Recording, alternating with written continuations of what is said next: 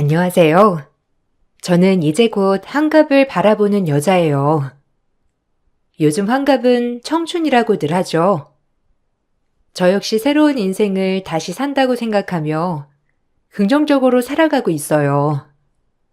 짧지 않은 인생 중 저에게 역대급 일이 일어나서 한번 이곳에 사연을 올려보려고 해요. 산전수전, 공중전까지 겪었다고 생각했지만 또 이런 일은 처음이더라고요. 20대 중반 남편을 만나 결혼을 했고 귀한 남매를 얻었어요. 눈에 넣어도 아프지 않은 품 안의 자식들이었죠. 특히나 딸은 첫 딸이기도 했고 살면서 속 썩인 적이 단 한 번도 없던 터라 정말 저에겐 특별한 자식이었어요. 그런 딸아이는 학교 다닐 때부터 우수한 성적을 놓치지 않았어요. 그저 제 자랑이었고 사랑이었죠. 그런 딸은 대학교를 졸업하고 대기업 회사에 취직도 바로 하더라고요. 탄탄대로였어요. 우리 딸 너무 고생했어. 이렇게 한 번에 취직까지 얼마나 고생했을 거야. 이제 하고 싶은 거 하면서 인생 즐기며 살아. 그래, 젊었을 때 즐겨야지. 나이 들어선 하고 싶어도 못하는 게 많아. 그러니까 지금처럼 아주 젊을 때 모든 걸 즐겨. 알겠지? 그래야죠. 엄마랑 아빠랑도 시간 많이 보내야 후회를 안 하겠지? 이렇게 잘 서포트해줘서 고마워, 엄마, 아빠. 내가 더 잘할게. 저희 가족은 정말 남들이 봐도 부러워할 만한 가족이었어요. 그렇게 저희가 지방에 사는 관계로 딸아이는 서울로 상경을 하게 되었고, 난생 처음 딸과 저희는 따로 떨어져 지내게 되었답니다. 그래도 한 달에 2번 정도는 무조건 본가에 내려와서 회사 얘기도 해주고 이런저런 일상 얘기도 해주는 딸아이 때문에 그렇게 걱정스럽거나 하진 않았어요. 딸아이가 서울로 상경하여 일을 시작한 지 3년 정도가 돼갈 무렵 결혼을 하고 싶은 남자가 있다며 소개를 시켜준다고 하더군요. 딸아이의 첫 남자친구를 보는 일이 매우 설레기도 하고 결혼을 생각하고 있다고 하니 우리 예쁜 딸을 과연 누가 그렇게 마음을 훔쳤을까 하며 기대감도 들었어요. 그리고 딸아이는 저를 역시 실망시키지 않은 남자친구를 데리고 왔더라고요. 엄마, 여기 내 남자친구야. 직업은 변호사고 나이는 나보다 4살 많아요. 1년 정도 만나보니 이 사람이다 싶어서 소개하는 거야. 어머, 반가워요. 어떻게 만난 거야? 아유, 너무 반가워요. 우리 딸아이가 내심 남자친구를 데리고 온다길래 너무 설레기도 하고 한편으론 걱정도 됐는데 이렇게 보니 아주 안심해도 될 것 같아. 엄마 마음에 쏙 드는데? 우리 딸이 안목이 있다니까. 저도 너무 긴장을 했는데 이렇게 좋게 맞이해 주셔서 정말 감사합니다. 제가 민경이 더 잘 신경 쓰고 보살필게요. 첫눈에 사이는 믿음직스러워 보였고 아주 스마트해 보이는 총각이었어요. 그런 모습을 보니 걱정이 한시름 놓이면서 결혼을 허락하게 되었습니다. 무엇보다 유능한 변호사라고 해서 좋기도 했지만 말투며 인품이 훌륭하더군요. 남편도 한눈에 마음에 들어하는 눈빛이었고요. 저희는 그날 처음 만났지만 계속 본 사이처럼 대화가 끊이지 않았어요. 처음 만났음에도 불구하고 어찌나 말주변이 좋은지 자연스럽게 사이에게 녹아들어 갔습니다. 우리 가족에 참 잘 어울리는 사람 같았어요.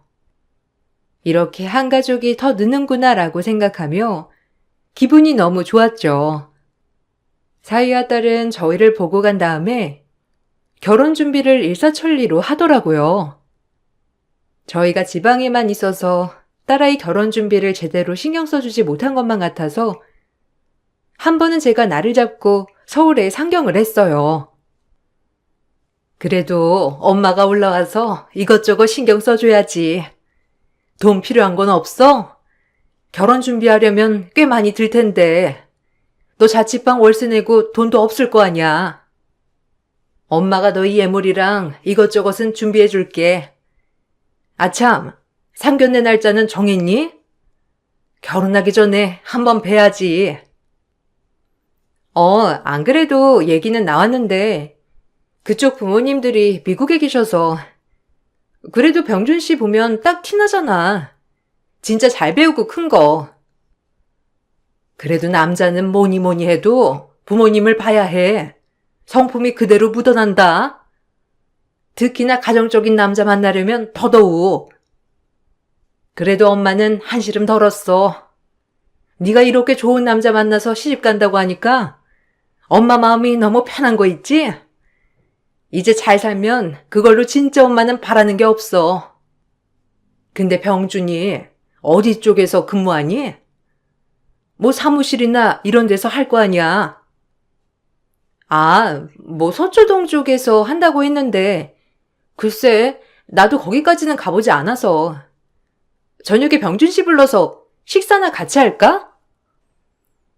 딸아이는 지금 결혼할 남자에게 푹 빠진 듯이 보였습니다. 그리고 저 역시도 마찬가지로 사이가 너무 마음에 들었어요. 그날 저녁 사이와 딸아이와 식사를 하는데 분명 서울대 법학과를 나왔다고 하던 사이가 굉장히 모르는 게 많더라고요. 저는 그 모습을 보고 조금 의아했지만 뭐 상식이야 조금 뒤처질 수도 있지라고 그냥 애써 생각했어요. 제 상식으론 이해가 가지 않았지만요. 여긴 음식 메뉴판이 다 영어로 되어 있네. 오빠가 더 잘 알겠다. 난 이과 나와서 영어는 젬병이야. 오빠가 알아서 시켜줘. 그냥 뭐, 이건 메인 메뉴 같고, 이쪽은 디저트 같은데, 우린 이 메인 메뉴에서 시켜야 하나? 자기가 더 잘 아는 거 아니야? 자기 학교 다닐 때 아르바이트로 영어 가이드 했었고, 어려선 미국에서 지냈다며. 맛있는 걸로 골라서 시켜줘. 안 먹어본 게 많아서 하나도 모르겠네. 이럴 때 오빠가 있으니까 너무 좋다. 음식 시키는 것도 편하고. 딸아이가 이렇게 사이에게 부탁을 했는데도 불구하고 그날 사이가 시킨 건 샐러드와 디저트 뿐이었어요. 메인 메뉴 하나를 못 고르는 사이를 보고 조금 의아했죠. 그래도 딸아이나 저나 영어를 그렇게 잘하지 못하는 편이니 그러려니 하고 넘어갔어요. 그 외로 너무 장점이 많은 사이였기 때문이죠. 그렇게 식사를 마치고 집으로 가는 길에도 어찌나 상냥하던지 정말 매너가 몸에 배어 있더라고요. 어느 부모님이 이렇게 낳아서 훌륭한 성품으로 키우셨을까 하는 생각까지 들더군요. 자네는 진짜 성품 하나가 좋은 것 같아.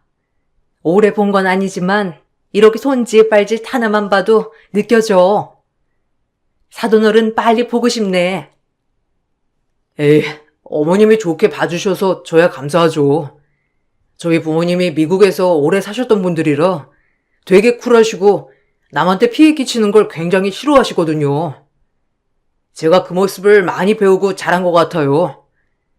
부모님께 감사할 따름이에요. 그럼 지금은 미국에서 가끔 나오시는 거야? 결혼 전에 상견례도 해야 하고 이래저래 바쁠 텐데 어머님 아버님도 바쁘시겠어. 그래서 말인데요.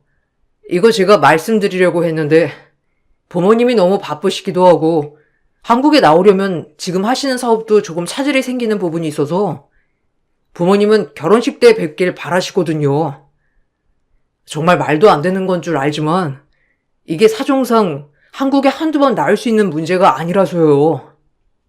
혹시 어머님, 아버님만 괜찮으시다면 상견례는 패스하고 그냥 결혼식에서 뵙는 건 어떨까요? 저희 부모님도 이 부분에 대해서 참 죄송해 하세요. 그래도 아들 결혼식이긴 한데. 사위의 말에 생각이 많아지더군요. 그래도 결혼을 시켜야 하는데 사위의 부모님을 한 번도 못 뵙고 결혼을 시킨다는 게 좀 많이 찝찝하더라고요. 그렇지만 딸아이가 말하는 사위의 모습과 저와 남편이 보는 사위의 모습이라면 부모님은 안 봐도 될 것 같은 모습이기도 하고 참 여러 가지 생각이 들었어요. 내심 딸아이는 사위의 말을 들어주길 바라는 것 같더라고요. 그렇게 생각할 시간을 갖자고 한 뒤 생각을 해봤고 남편에게 이 사실을 얘기하니 남편도 조금 아쉽지만 어쩌겠냐고 하더군요. 저 역시 사위를 몇 번 만나보고 그저 알겠다고 그럼 결혼식에서 뵙는 걸로 하자고 이렇게 결론이 났습니다. 일이 이렇게 되고 나니 결혼식 날짜와 식장 잡는 건 일도 아니더라고요. 그렇게 딸아이의 결혼식은 일사천리로 준비 진행이 되었고 참 많은 감정이 들더라고요. 일단 사돈네가 오시기 힘드신 거니 그럼 결혼식 때 뵙고 끝나고 식사 자리 한번 가지거나 하지 뭐. 어쩔 수 없잖아. 네, 장인어른 장모님이 이렇게 이해해 주셔서 감사해요. 저희 부모님도 굉장히 죄송스러울 거예요. 역시 이해해 주실 줄 알았습니다. 그리고 제가 더 민경이한테 잘할게요. 장인어른이랑 장모님이 보셨을 때 절대 결혼시킨 거 후회 안 되게 말이에요. 그래, 그렇게 말해주니 너무 고마워. 우리도 병준이한테 엄마 아빠처럼 잘해줄게. 사이 장모가 아닌 부모 자식처럼 지내자고. 우리 집엔 무뚝뚝한 남자들만 있어서 이 사람이 얼마나 자네를 좋아하는지 몰라. 말도 잘하고 자상하다고. 에이, 어머님이 너무 좋게 봐주신 덕분이죠.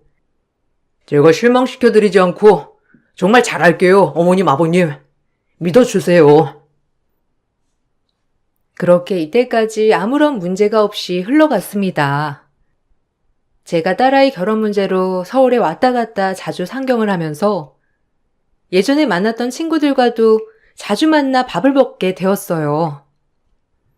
그러던 중 친구들과 같이 중식당에서 밥을 먹고 있는데 사이가 다른 테이블에서 사무실 고객인 사람과 같이 얘기를 하며 밥을 먹고 있더라고요. 반가운 마음에 인사를 하려고 하는데 제 친구가 사위 얼굴을 보자 의미심장한 소리를 하더군요. 전 그 말을 듣고 애써 웃으며 절대 아니라고 펄쩍펄쩍 뛰었고요. 어머, 저 사람 우리 딸 차 뽑아준 사람인데 아주 영업 잘하더라고. 지금도 뭐 고객이랑 밥 먹나 보네. 근데 너 아는 사람이니? 아까 인사하려고 하던 거 아니었어? 서울에 와가지고 그래도 아는 사람도 있고 서울 사람 다 됐네.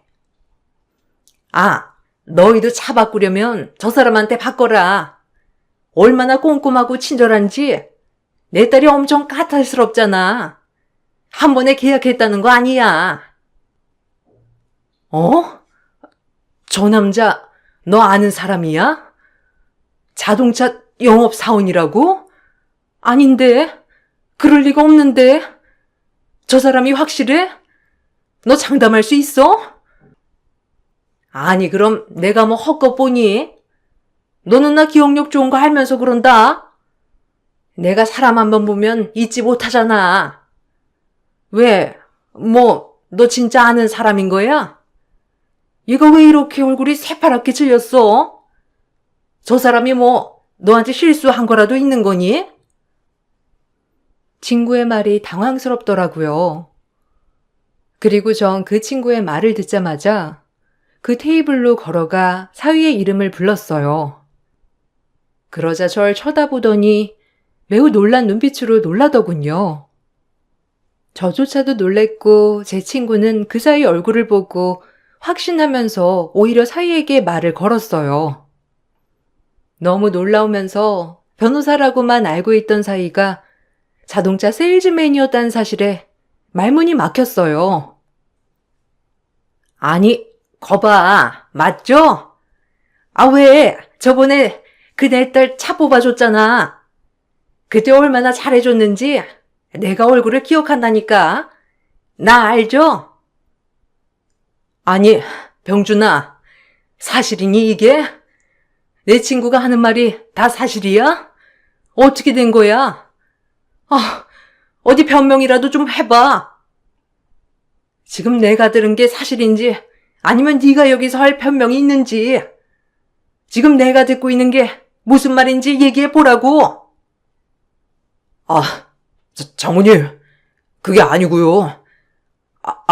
네, 사부님, 잘 알죠. 제가 지금 잠깐 좀 바빠서 나중에 얘기해드리면 안 될까요? 장모님? 아니, 그럼 너 민경이 결혼시킨다고 하는 사람이 이 사람이란 말이야?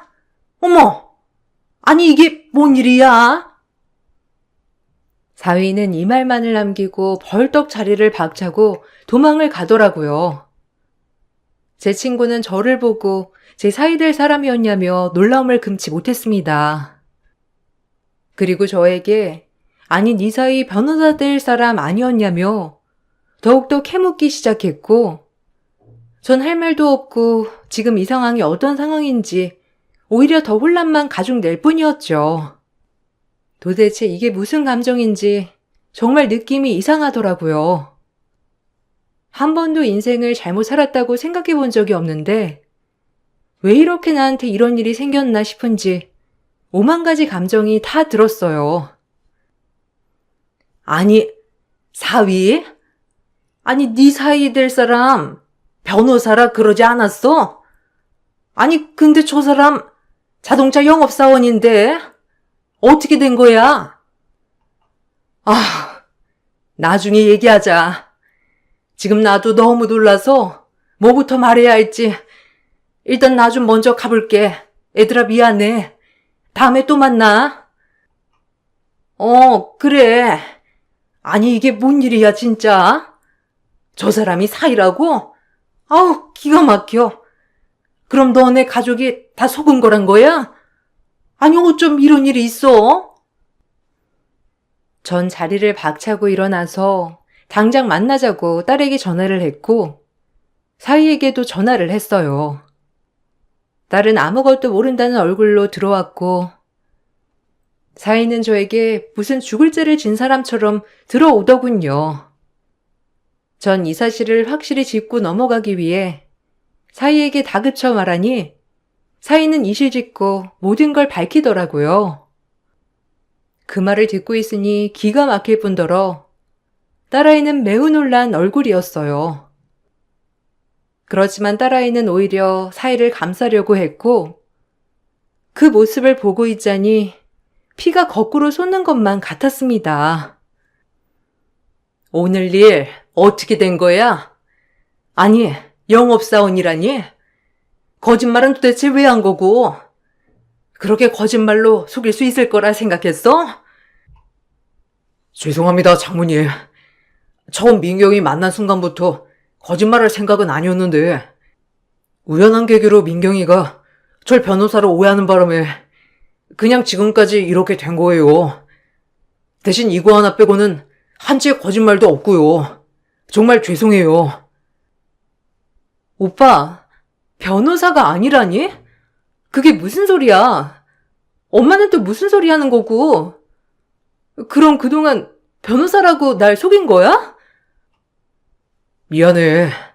그래도 오빠가 널 너무 사랑해서 그런 거야. 한두 번 말할 기회는 있었지만 정말 미안하다. 나 용서해 주겠니? 일단 엄마 내려가요. 얘기를 해도 내가 오빠랑 둘이 얘기할게. 지금 나도 무슨 상황인지 잘 모르겠으니까, 사위는 눈물까지 흘리며 사죄를 했고 전 너무 기가 막혔어요. 변호사가 아니라서 화가 났다기보다 이런 거짓말을 아무렇지 않게 한다는 게 너무 무섭더라고요. 전 그 길로 사위한테 결혼을 파혼할 것을 요구하니 사위는 제 바짓가랑이를 붙잡으며 말리더라고요. 딸도 아직 이 상황이 어떤 상황인지 제대로 인식이 되지 않은 것 같아 절대 이건 아닌 것 같다며 전 확실히 얘기했죠. 그냥 긴 말 필요 없고 이 결혼 없던 걸로 할게. 하나가 거짓인데 다른 건 거짓말 아니라는 보장이 있어? 나 이렇게 우리 딸 시집 못 보내. 인생 열심히 살고 성실만 하다면 자네가 자동차 영업사 아니었어도 상관없었을 거야. 근데 지금 장작 1년을 넘게 우리 딸을 속여온 거 아닌가? 그런 자네를 어떻게 믿고 우리 딸을 결혼시키겠어? 인생이 달린 문제인데 이쯤하고 헤어져. 그래, 생각해보니 그날도 이상했지.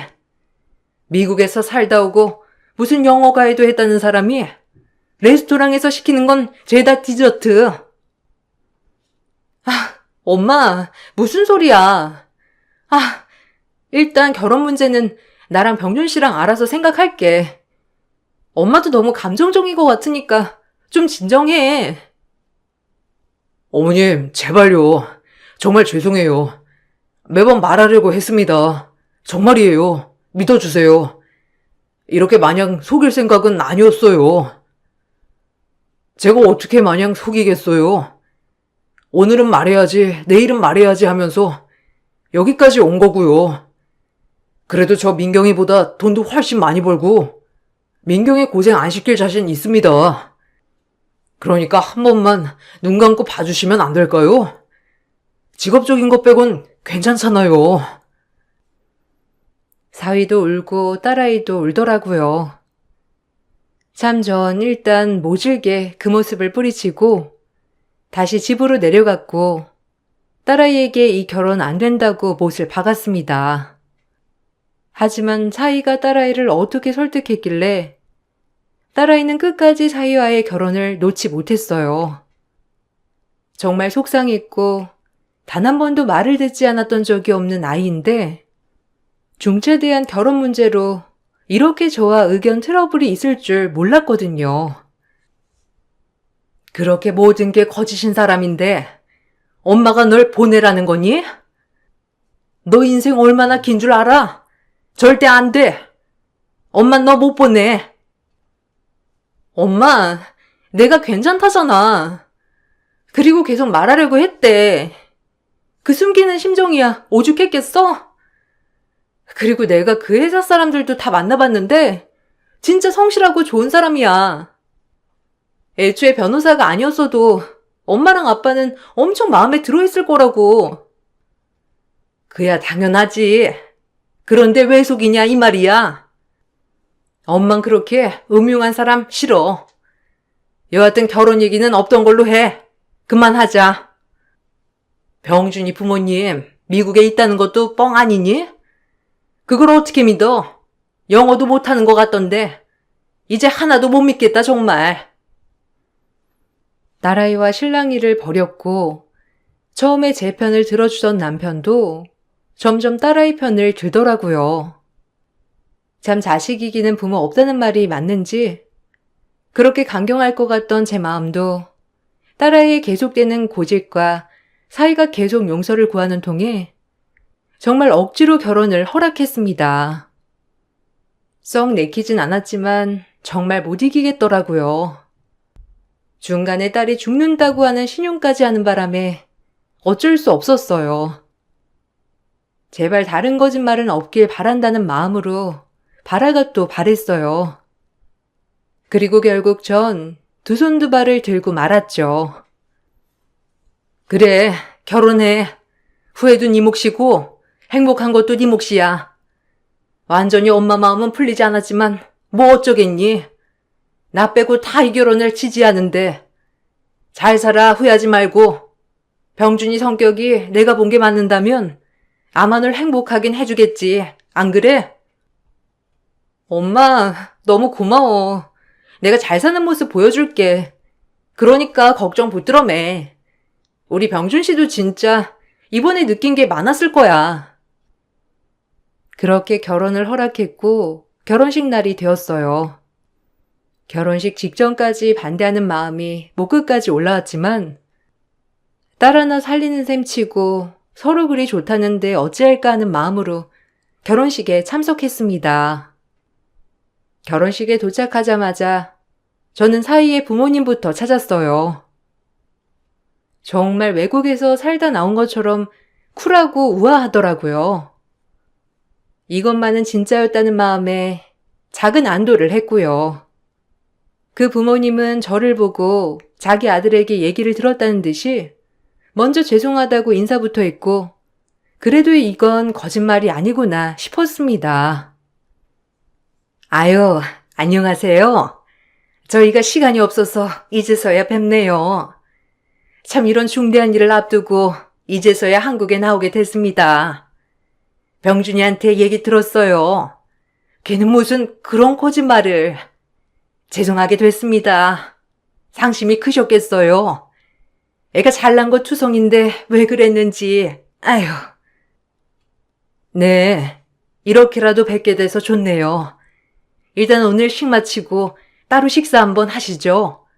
할 이야기들도 많고 서로 자식 나눈 입장에 이런저런 얘기할 게 많지 않겠어요? 병준이 일은 사실 너무 충격적이지만 이제 다 용서하기로 했고요. 그러니 신경 쓰지 마세요. 그렇게 사돈될 사람과 인사를 했고 전 하객을 맞을 준비를 했어요. 이왕 이렇게 된 거 웃으며 우리 딸을 보내보자는 마음으로 하객 한 분 한 분께 인사를 드리고 있었죠. 그렇게 남편과 앞에서 인사를 하고 있을 무렵 웬 행색이 초라하고 몸에 중풍이 온 환자 2명이 식장 로비로 걸어 들어오더라고요. 전 그 모습을 보고 누구네 손님이지라는 마음이 들어 한참 쳐다보았어요. 그런데 그 모습을 보고 로비에서 인사를 하고 있던 사이가 냉큼 그 중풍 환자들을 끌고 나가더라고요. 전 그 모습이 의아해 따라가 보았고 거기에서 중풍 환자들에게 사이가 엄마 아빠라고 똑똑히 부르는 것을 제 귀로 듣고 말았습니다. 아, 여기까지 왜 왔냐고. 오지 말라니까. 누구 인생 망치는 걸 보고 싶어? 날 낳기만 했지. 나한테 뭐 해준 거 있냐고. 당장 돌아가.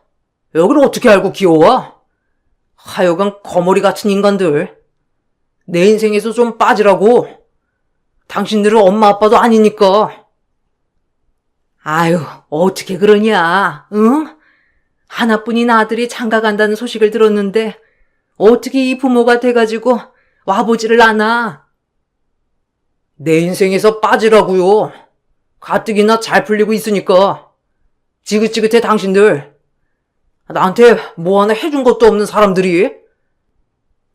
이게 다 무슨 소리야? 엄마 아빠라니? 자네 친모랑 친부가 따로 있었어? 이분들이 자네 부모들인가? 아, 기가 막혀. 아, 장모님, 그게 아니라 잘못 들으신 거예요. 잡상인인데 자꾸 식장에 들어와서 제가 좀 따끔하게 얘기 중이었거든요. 이 미친놈을 봤나? 내 귀로 분명 엄마 아빠라고 들었는데 인성 보소? 잡상인? 이 호랑말코 같은 놈아, 정신 차려! 제가 등장하자 사위는 또 한 번 놀라서 뒷걸음질 쳤고 사위놈의 친모라는 분은 발음도 잘 되지 않는 상황에서 아들을 설득하고 있더라고요. 정말 보기가 안쓰러울 지경이었어요. 알고 보니 이 사위놈은 부모까지 속인 나쁜 놈이었던 거였어요. 전 그 길로 사위에게 이게 뭐냐며 소리를 지르니 사위놈은 처음으로 본색을 드러내듯 주변을 두리번거리다 저에게 막말을 하더군요. 부모? 그렇지. 내 친부모는 이분들이 맞아요. 중풍 걸린 환자들. 뭐 당신 딸이 극진이 모실 시부모이기도 하죠. 이제 와서 뭐 어쩔 건데요? 나도 가면 쓰고 있기 지겨워요. 식 시작하기 10분 전인데 1000명 앞에서 뒤엎으시게요? 어디 한번 용기 있으면 해보시던가. 난 아니라고 하면 그만이야. 누가 믿어줄까? 당신의 상상력이라고 생각하겠지. 그냥 받아들여요. 아, 기가 막혀. 원래가 이런 인간이었구나. 감히 순진한 내 딸을 꼬여내. 변호사니 미국에서 살다 왔느니 그런 개소리 짓거리며 네가 감히 우리 집을 우롱해? 자기 부모까지 버려가는 페류나인 것도 모르고 결혼을 시키려고 했다니 너 내가 가만 안 둬! 저에게 알아서 해보라며 적반하장으로 나오는 사이를 보니 도저히 참을 수가 없었어요. 전 그 길로 바로 식장으로 다시 들어가 사회자석에 계신 1000명 정도의 하객들에게 사위의 죄를 낱낱이 고했습니다. 식장에서 최고의 복수를 시작해야 할 것 같았거든요. 전 이성을 잃지도 흥분하지도 않았어요. 그저 모두 알아야 할 것만 같았고 멀리서 와주신 분들이니 결혼을 깨는 이유는 알아야 할 것 같았거든요. 제가 이렇게 낱낱이 사위의 죄를 보고하자 사위는 저보고 정신병자라며 소리를 치더라고요. 하객 여러분들 죄송합니다. 잠시 뒤 시작할 결혼식은 없던 일로 하겠으니 정말 죄송하지만 돌아가 주시길 바랄게요. 그 이유는 철저히 신랑 측 잘못이며 신랑 측이 중풍 걸린 부모도 버리고 부모 대행 아르바이트까지 쓰면서 저희 집을 기만했어요. 그리고 변호사도 아닌 것이 연애부터 결혼식 전까지 변호사라고 속였고요. 그리고 그것도 모자라 아들 결혼식을 보러 온 친부모에게 해준 것도 없다며 꺼지라는 패를 나네요. 이런 사실을 알고 결혼시킬 수가 있는 친정부모가 있을까요? 하객분들께 죄송합니다. 오보야, 지금 저 여잔 정신병자예요. 상당히 아프다고요. 결혼 전부터 절 반대해서 지금 악의적으로 절 농락하는 거예요. 사위가 저보고 정신병자라고 몰자 그날 식당에서 마주친 제 친구들이 웅성웅성하면서 저에게 힘을 보태주더라고요. 아무래도 친구들이 그날 일을 생생히 같이 겪었으니 다 아는 이야기였고 제 친구들은 하나둘 일어나서 얘기를 하더군요. 웃기지 마. 내가 그날도 봤지. 자동차 영업사원 주제에 변호사라고 속이고 결혼 허락받으러 간 거잖아. 내 친구가 얼마나 소가리를 많이 하다가 허락한 결혼인데. 근데 출신까지 가짜였어? 참나. 여러분, 내 친구 말이 맞으니 오해하지 마세요. 이놈 아주 나쁜 놈이니까. 기막혀 정말. 하다하다 어떻게 이런 인간이 다 있어? 작정하고 속이면 못 당하죠. 안 그런가요, 네? 친구들의 도움으로 하객들은 신랑을 무지막지하게 째려보았고 한마디씩 신랑에게 욕을 하며 나가더라고요. 그리고 제일 마음 다쳤을 딸도 사위가 저에게 정신병자라는 둥 이런 소리를 해대니 화가 났는지 웨딩드레스를 입은 채 신랑의 뺨을 날렸어요. 그리고 제 남편도 마찬가지로 사위놈의 뺨을 때리고 저희는 그날 식장을 빠져나왔습니다. 사위는 식장을 나가는 순간까지 계속해서 하객들에게 손가락질을 당해야 했고 저희는 그 길로 변호사 사무실에 찾아가 사기죄로 고소를 했어요. 더 충격적이었던 건 고소를 하고 보니 사기정과 산범인 인간이었더라고요. 우리 딸뿐만 아니라 다른 사람들도 저 사악한 사람에게 놀아났다고 생각을 하니 이가 갈리더군요. 오히려 변호사님은 잘 되었다고 했어요. 사기죄가 처음이라면 거의 집행유예 가능성이 있다고 했거든요. 하지만 이 사악한 놈은 애초에 전과가 있기 때문에 아마 쉽게 빠져나가지 못할 거라고 변호사님이 말했습니다. 처음부터 모든 것이 거짓이었고 이로 인해 저희 딸이 정신적 피해를 받았기 때문에 다행히 모든 것이 다 거짓말이었던 사이는 사기죄에 해당되었죠. 맘 같아선 혼인빙자로도 넣고 싶었지만 혼인이 성립된 사안도 아니고 따로 재산상 이득을 취한 게 없어 그것으론 불가능하다고 하더군요. 그래서 저희는 사기죄와 더불어 정신적 피해 보상이라는 명목으로 그를 고소했습니다. 엄마, 미안해. 그때 멈췄어야 했는데 왜 그때는 앞만 보였는지 정말 미안. 그때 멈췄으면 차라리 이 꼴은 안 당했을 거 아냐. 그러니까 엄마가 뭐랬어? 넌 꼭 겪어봐야 똥인지 된장인지 아니? 됐어. 경험했다고 생각하고 넌 그냥 순진하게 좋아해주고 사랑해준 거밖에 없잖아. 그러니까 자책감 갖지 마.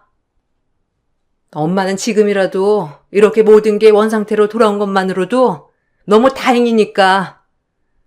앞으로 정신 똑바로 차리면 돼. 나쁜 놈의 새끼 아주. 그래, 나도 미안해, 여보. 그때 나도 같이 말렸어야 했는데. 아, 진짜. 우리가 뭐에 단단히 씌여도 씌였었지. 미안해. 에휴, 어쩌겠어, 지난 일을. 이런 일 저런 일 있는 거지. 난 그래도 그놈이랑 결혼하지 않은 게 그냥 천만 다행인 것 같아. 우리 가족한테도 이런 일이 일어날 수 있다는 걸 배웠잖아. 앞으로 우리 더욱더 신중해지자. 알겠지? 난 그거면 되니까. 사람 어떻게 맨날 좋은 일만 있겠어. 딸아이는 그래도 마음 정리를 많이 했는지 저에게 미안하다고 하면서 그를 절대 용서하지 않고 끝까지 법정 싸움을 이어가겠다고 했어요. 전 옆에서 딸아이를 묵묵히 지지해 주었는데 그놈은 정신을 덜 차렸는지 법정에서 잠깐 봤을 때 아주 비아냥대더라고요. 그러면서 딸아이에겐 어찌나 매달리던지 아주 한편의 사이코 드라마를 보는 것 같았습니다. 그놈이랑 한순간이라도 마주했던 순간이 정말 수치스러울 지경이었어요. 제 인생에서 도려내고 싶은 순간처럼 생각도 하기 싫더라고요. 아, 안 걸릴 수 있었는데. 그 노인네들 때문에 내 인생 망쳤어. 돈 많은 집 사이로 들어갈 수 있었는데 말이야. 뻔뻔한 놈. 언젠간 걸렸겠지, 이 사악한 놈아. 절대 용서 안 해. 합의? 절대 안 해줘. 그냥 콩밥 먹어봐, 이 새끼야. 알겠어? 배륜아 놈. 너를 낳고 그 부모들이 얼마나 억장이 무너지겠니? 해준 건 없어도 부모는 부모인데 나쁜 놈 같으니라고. 그리고 정가 3범이더라. 과연 이번에도 네가 빠져나갈 수 있을까? 넌 그냥 사회랑 격리를 해야 해. 알아? 갱생 불가야. 해준 게 없으면 부모도 아니지. 당신이 뭘 알아? 당신만 아니었어도 다 조용히 넘어갈 수 있었어. 알아? 입 다물어. 소름 끼쳐. 두 얼굴, 세 얼굴. 너 같은 정신 이상자랑 결혼 직전까지 가서 파투난 게 내 인생 최고의 천복이야. 알겠니? 엄마, 더 이상 상대하지 마. 입 아파. 저런 정신병자랑 뭘 상대하겠다는 거야? 정상인들이 피해야지. 콩밥 잘 먹어봐라. 잘 어울리니까. 그래도 내가 너한테 잘해줬잖아. 어떻게 그럴 수가 있어? 내가 널 얼마나 좋아했는데. 제발 고소 치하해줘. 웃기지 마. 치아? 넌 내 마음 같아선 무기징역이야. 그 정도로 용서가 안 돼. 다신 내 눈에 띄지 마. 저희는 그날을 끝으로 완전 얼굴을 보지 못했고 사이놈은 법정 구속이 되었습니다.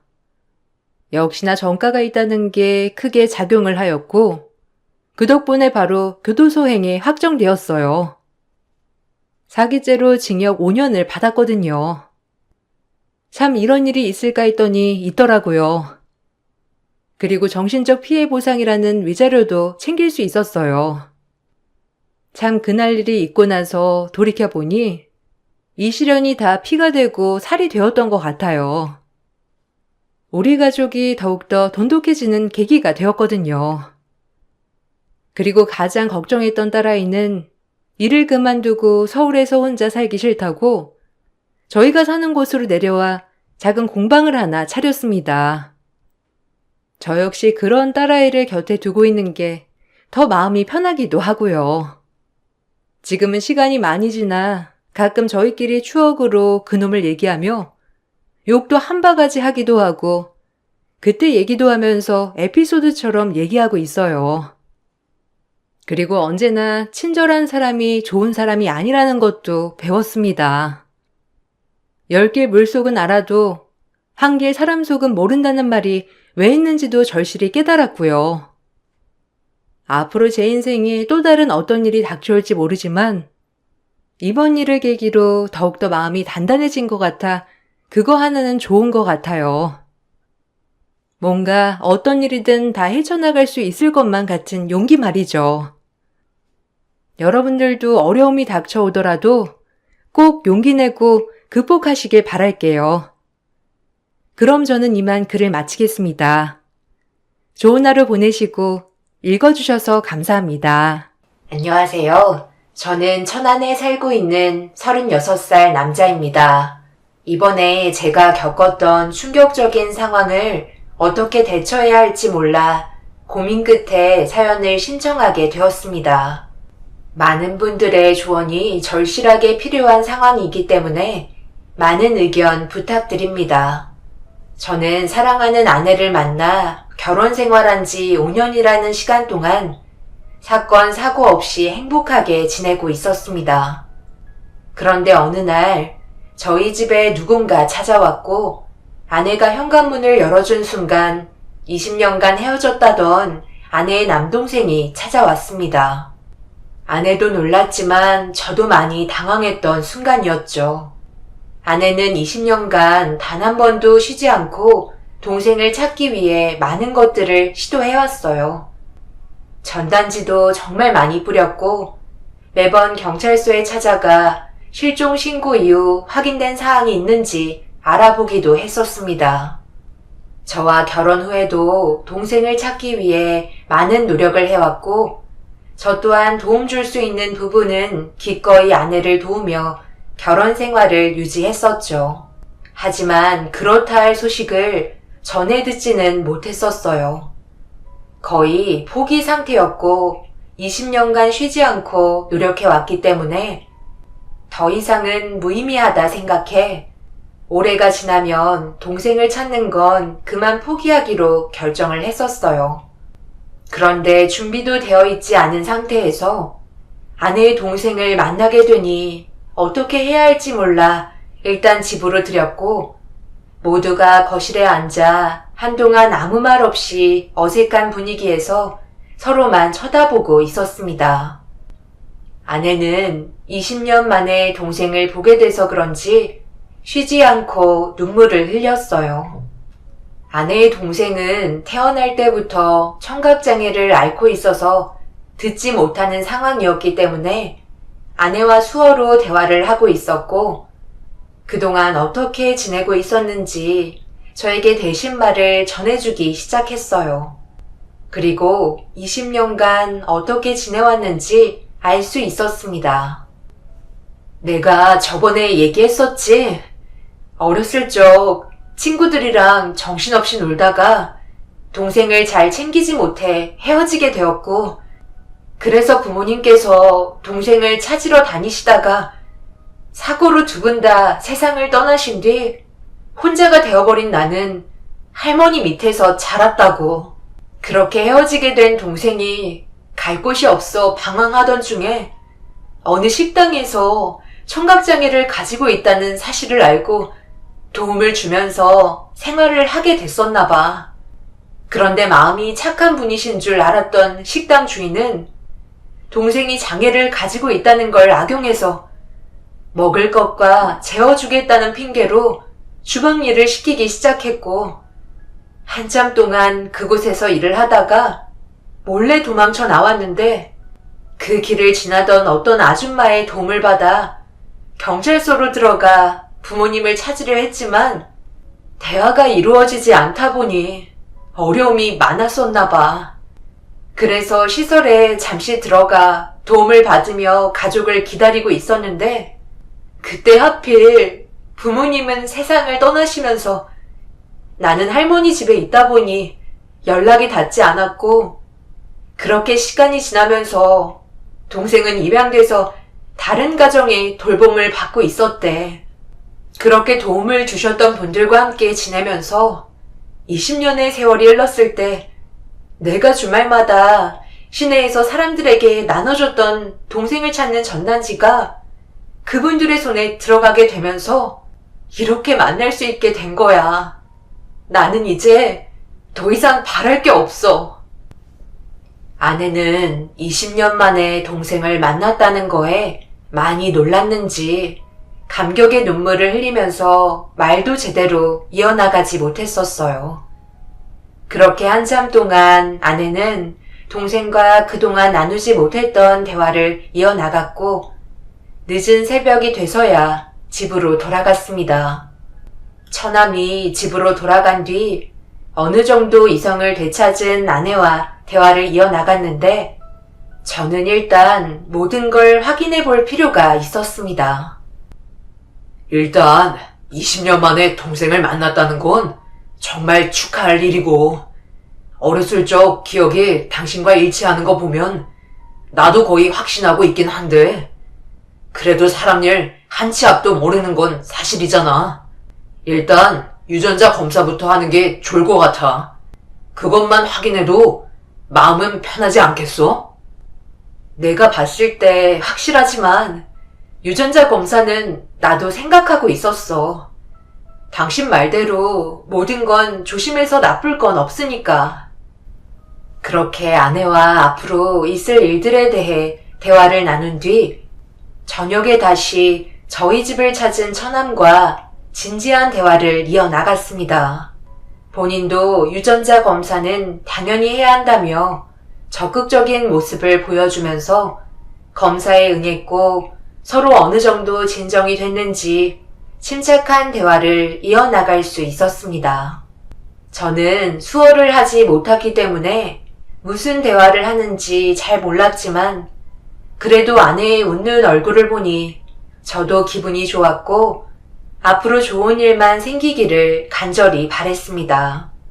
그날 이후 아내와 동생의 유전자 검사 서류가 도착해서 함께 모인 자리에 서류를 뜯어 확인해 보니 둘은 확실하게 유전자가 일치했고 아내의 친동생이 확실하다는 걸 확인할 수 있었습니다.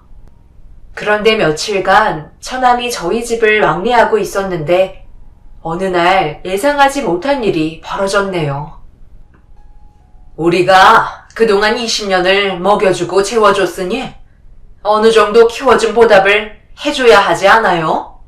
저희가 이렇게까지 찾아온 건 어느 정도 돈이 급해서 그래요.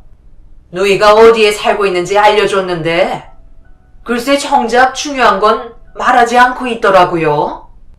제가 이 집을 알려준 건 돈을 받아오라는 거였는데 맨날 집에 올 때마다 빈손으로 오니 얼마나 속이 터지겠어요? 이리저리 빙빙 돌려가며 얘기하는 건 내 성격이 아니니까 확실하게 얘기할게요. 20년간 힘들게 키워준 보답을 금전적으로 해줬으면 좋겠습니다. 많이 바라지 않고 한 5억 정도 생각하고 있는데 괜찮죠? 요즘 우리 남편 건강이 악화돼서 병원비도 많이 필요하고 이제 요양도 해야 하는데 내 아들이 청각장애라 벌어오는 돈도 적어서 돈 날 구멍이 어디 없나 했는데 하늘은 우리를 버리지 않았더라고요. 20년간 헤어진 동생 키워준 보답으로 5억이면 나쁘지 않은 금액이라 생각하는데 괜찮죠? 네? 5억이요? 지금 그게 말이 된다고 생각하세요? 어떻게 5억을 준비할 수가 있어요? 들어오셨을 때부터 집안을 이리저리 둘러보시던데 저희 집안 형편 그렇게 좋지 않아요. 그리고 그때 당시 입양을 하셨다는 건 처남을 보살펴 주기 위해 마음속에서 우러나온 행동 아니셨나요? 어떻게 이런 부분들을 금전적으로 요구를 하실 수 있는지 저는 이해하지 못하겠네요. 내가 20년을 아무런 보답 없이 키웠을 것 같아요. 조금이라도 삶의 보탬이 될 것 같아 데려다 키운 거죠. 그때 당시 꽤 많은 사람들이 그렇게 했어요. 돈이 궁한데 벌을 식구가 모자랄 때 입양해서 사회로 내보냈다고요. 저희도 마찬가지로 먹여주고 채워주는 조건으로 밖에서 돈을 벌어오게 했던 것 뿐이에요. 그래서 봐봐요. 멀쩡하게 잘 컸잖아요. 저희도 얼마나 힘들었는지 알아요? 청각장애 데리고 키우는 거 절대 쉬운 문제 아니에요. 그동안 고생한 걸 생각하면 10억은 넘게 받아도 모자란다고요. 한 번에 웍을 주기 힘들면 1년에 2억 5천씩 2년에 걸쳐서 보상해주면 좋을 것 같은데 괜찮죠? 아니요. 절대 그렇게는 못하겠어요. 키워주신 건 감사하게 생각하지만 그렇다고 금전적인 보상을 해드릴 수가 없겠네요. 그리고 제 동생을 데려다가 일을 시켰다면서요. 부모의 그늘을 만들어준답시고 밖에서 노동을 시켜 돈을 벌어오게 한 건 잘한 행동인가요? 하나부터 10까지 경찰 조사 들어가기 전에 그만 돌아가 주셨으면 좋겠어요. 지금 상당히 불쾌하네요. 아내는 돈을 주지 않겠다며 확고한 대답을 내놨고 그 말을 들은 양모는 화가 머리끝까지 차올랐는지 처남의 얼굴 2번 다시 볼 생각하지 말라며 데리고 나가려 하길래 제가 처남의 손을 잡았습니다.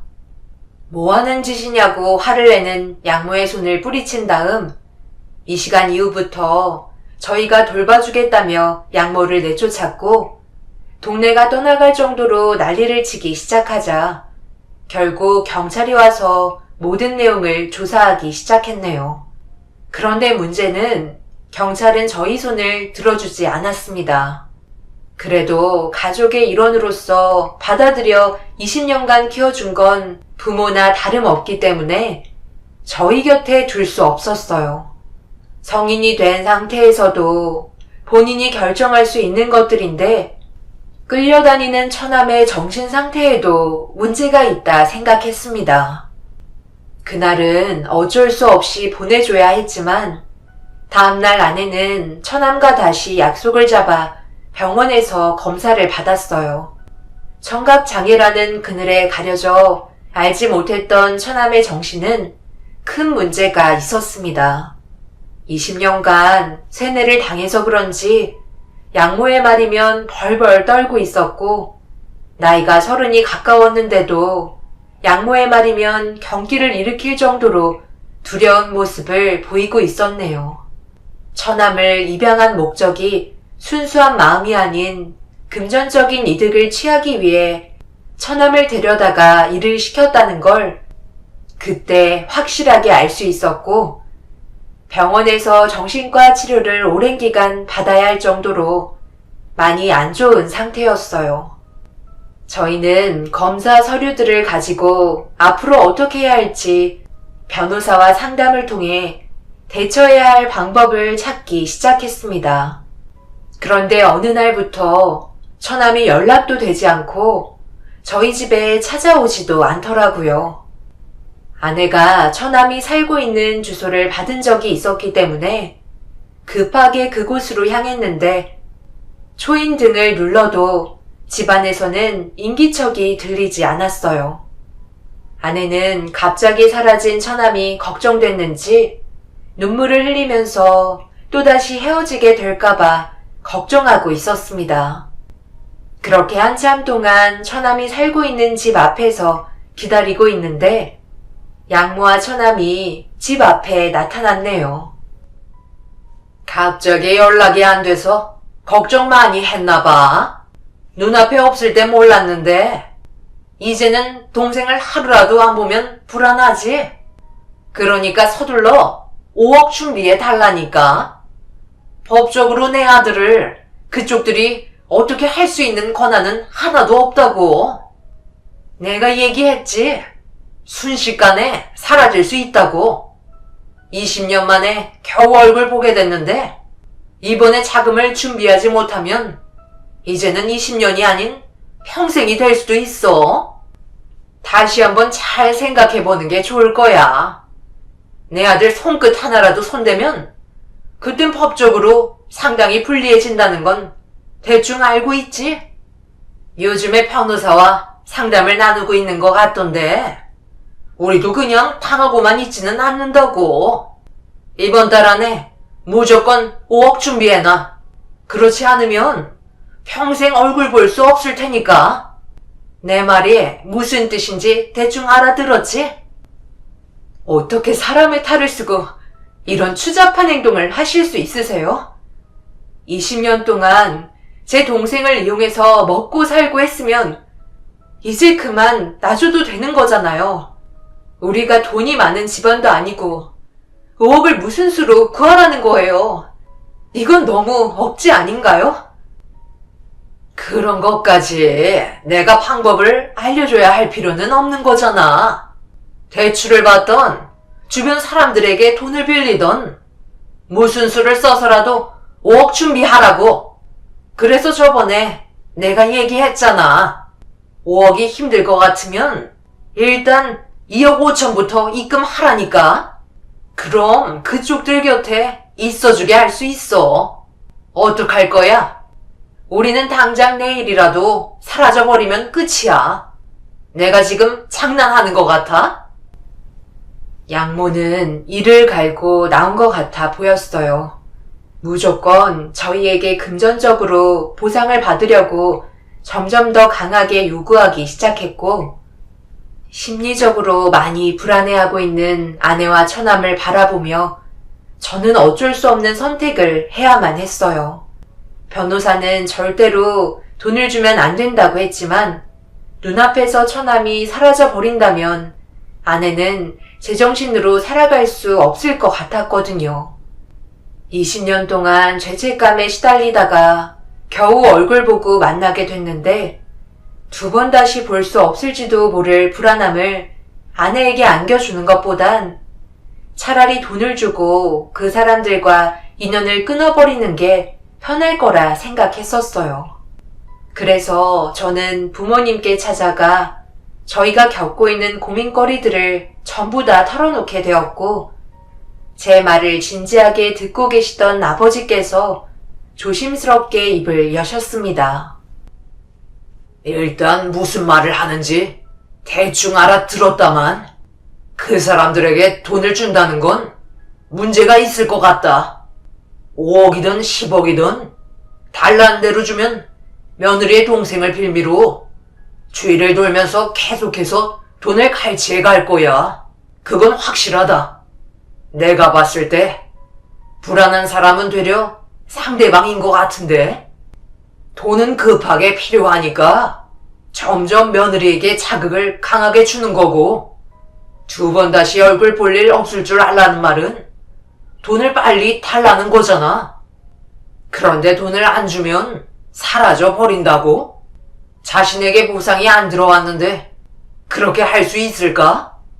아마 돈을 주지 않을 때까지 계속해서 주변을 맴돌 거다. 그러면서 불안감을 끊임없이 조성하겠지.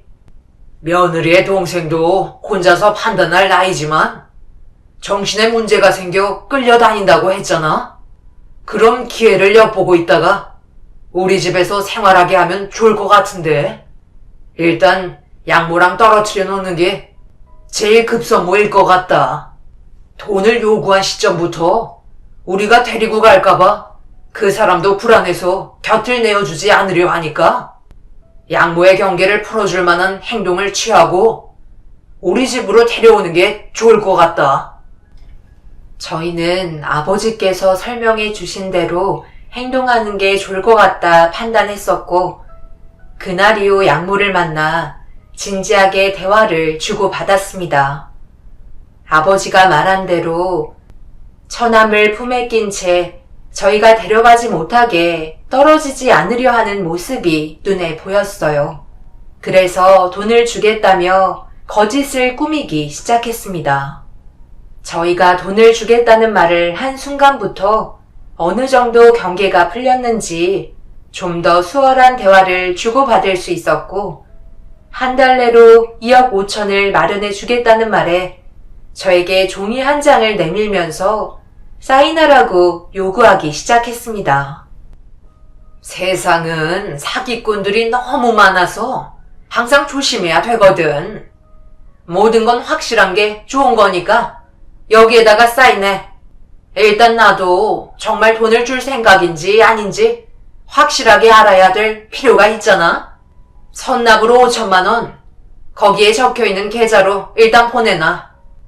그래야 나도 그쪽에서 딴 생각하지 않는다는 걸 믿을 수 있잖아.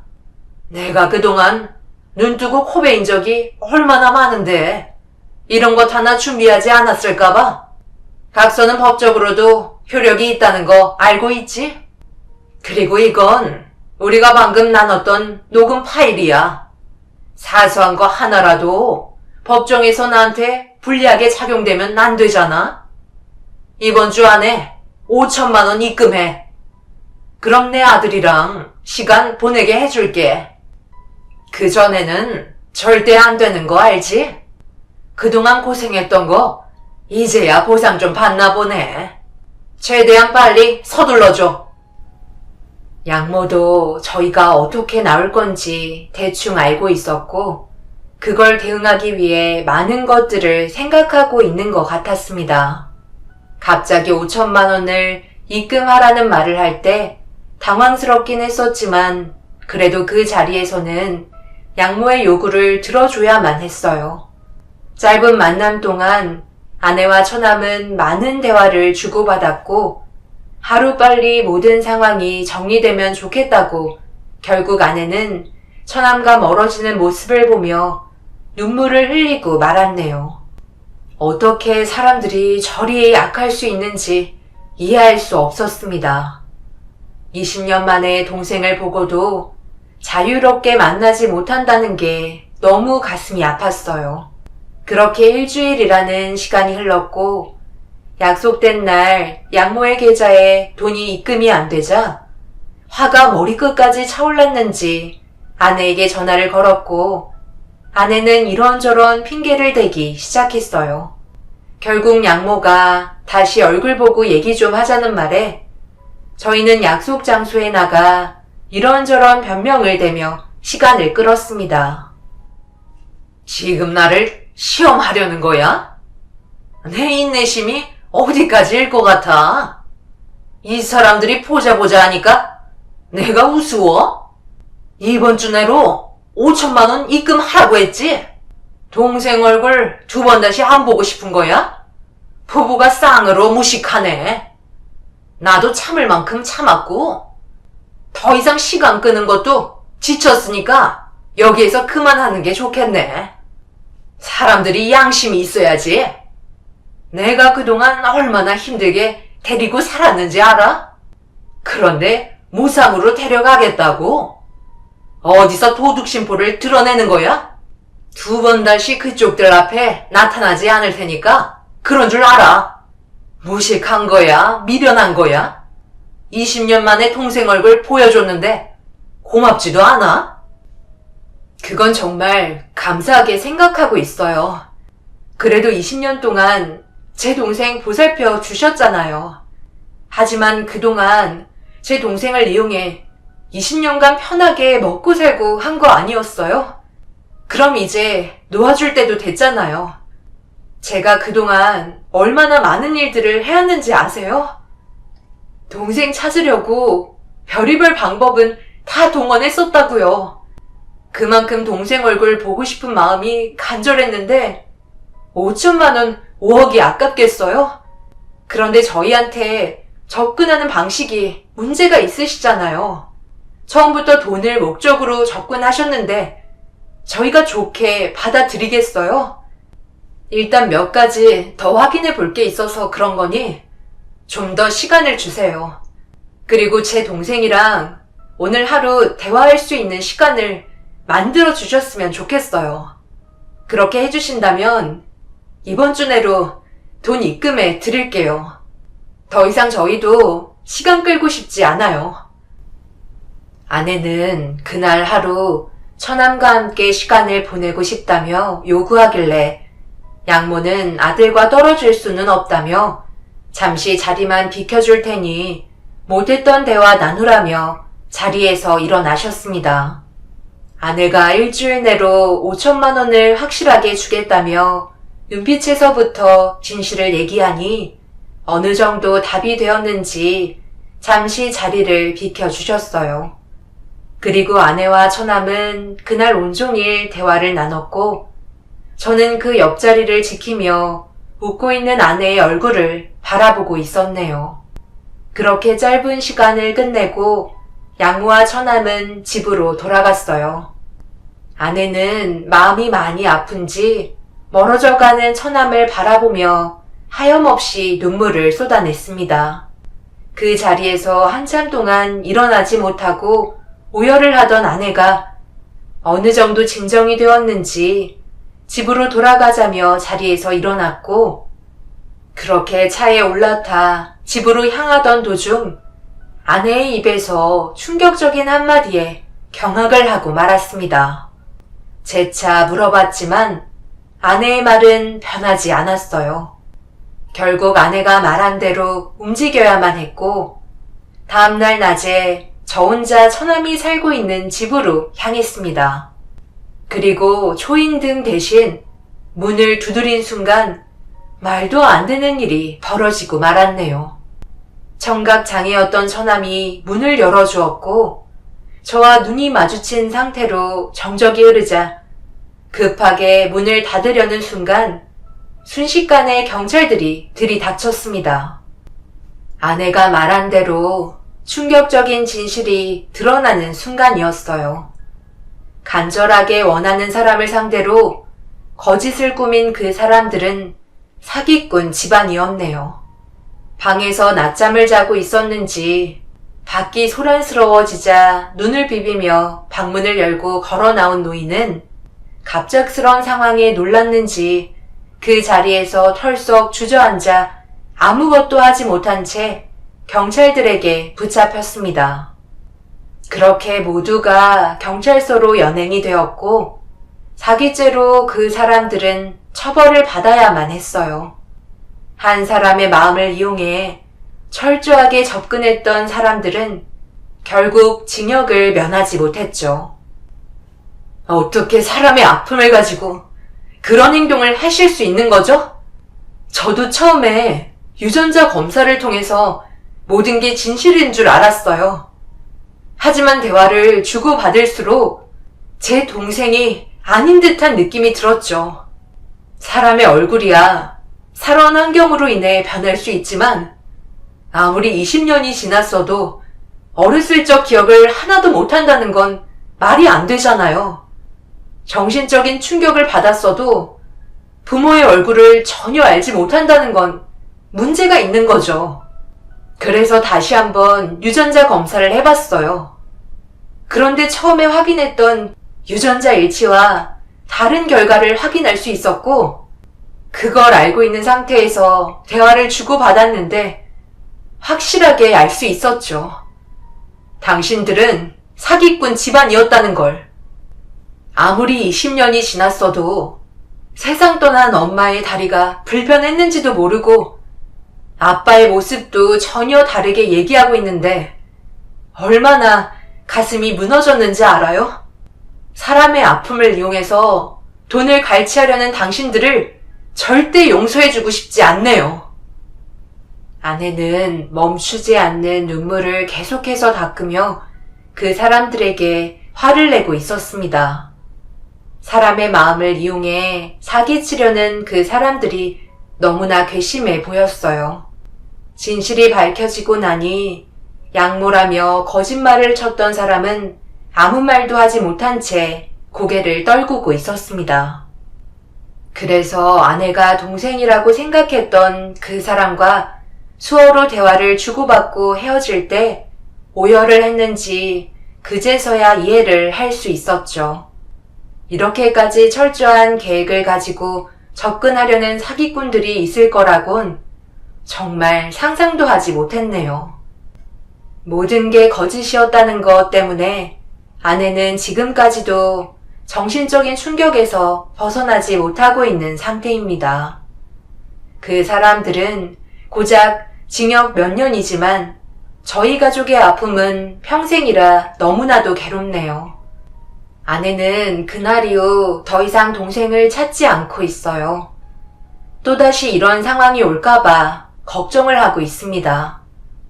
그리고 동생이 세상을 떠났을 것 같다며 마지막 남은 희망의 끝마저 놓아버린 상태예요. 꼭 동생이 돌아올 수 있다고 힘내라는 말을 꾸준히 하고 있지만 이미 마음을 접은 것 같아요. 20년 동안 할 만큼 했다고 생각하는 것 같습니다. 시간이 흐르면 흐를수록 아내는 우울증이 더 심해지고 있는 상황이에요. 제가 앞으로 어떻게 대처해야 할지 모르겠습니다. 제가 무엇을 해줄 수 있을까요? 다시 아내의 웃는 얼굴을 볼 수 있을까요? 여러분들의 도움이 절실하게 필요한 시점이네요. 많은 의견을 들어보고 싶어요. 앞으로 저희가 헤쳐나갈 방법을 알려주세요. 저는 일단 아내의 동생을 찾는 걸 멈추지 않을 생각입니다.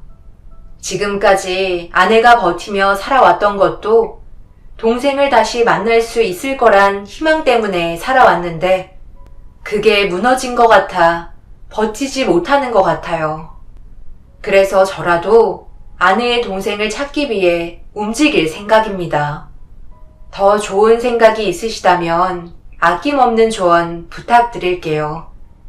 제 사연 들어주신 분들 오늘 하루 힘내시고 언제나 가정에 평화가 함께 하시길 바랍니다. 감사합니다. 안녕하세요. 저는 결혼 5년 차에 마산에 살고 있는 40대 초반 여자입니다.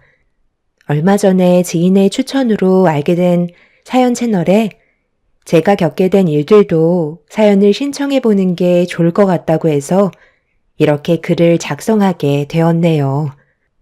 제 위로 세 형님들이 계시는데 저와의 관계에 문제가 좀 있어서 지속적인 트러블이 결국 화를 불러일으키게 되었고 현재 꽤 좋지 않은 상황까지 오고 말았습니다.